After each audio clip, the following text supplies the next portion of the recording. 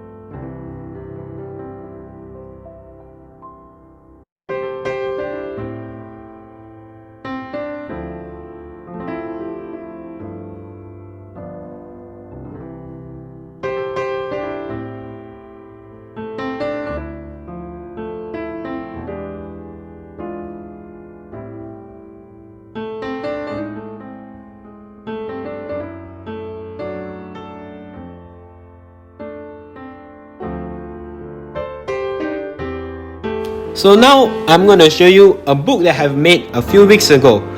The book is very similar to the one that I just showed you, but don't worry, the content is mostly the same. You just have to make a new slide. You have to make the slide size into A4 and portrait, and you just follow the steps I gave you just now. You just have to add images, add text, adjust the text size, change the background, and you just fill up the pages and you're done. And that's all. Thank you. Now I'm gonna pass this to Joseph.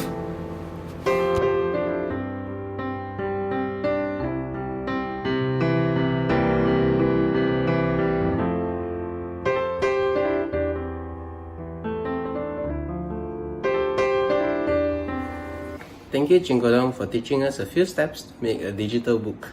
You can support our channel by pressing the like button. Don't forget to share and subscribe. This is Joseph Ng signing out.